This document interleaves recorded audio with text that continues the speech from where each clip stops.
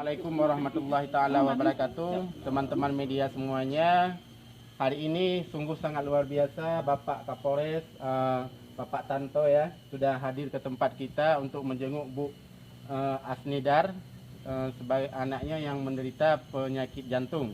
Hari ini alhamdulillah sama-sama kita udah lihat semua. Sekarang semoga bulan 3 ini, tanggal 8, beliau Bu Asnidar ini siap kita berangkatkan sama-sama ke Jakarta. Ayo siap.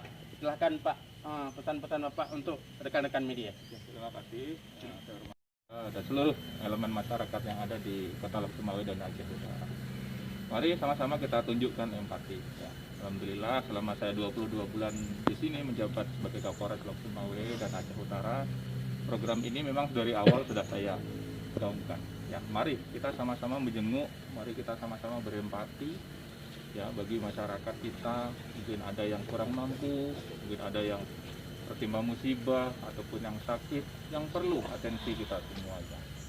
Ya, ini adalah datang dari lubuk hati kita yang paling dalam, ya tidak ada unsur yang lain, ya unsur-unsur yang lain nggak ada. Tulus hati yang paling dalam. Mari dengan adanya ini, ya saya bermohon, saya mendorong kepada seluruh elemen yang ada, seluruh masyarakat yang ada, mari bahu-membahu kita. Di masa pandemi COVID-19 ini masih terasa, ya, tetapi tetap kita semangat, bahu-membahu, kerjasama, ya, saling membantu, ya, berempati kepada saudara-saudara kita yang ada di Aceh. Ya, mungkin itu saja yang perlu saya sampaikan. Mudah-mudahan kita semuanya selalu dalam lindungan Allah Subhanahu Wa Taala. Amin. Ya, yang sakit segera sembuh, yang tertimpa musibah juga tetap sabar dalam menghadapi kehidupan ini. Ya. Terima kasih. Kurang dan lebihnya saya minta maaf. Wabillahi taufiq wal hidayah. Assalamualaikum warahmatullahi wabarakatuh.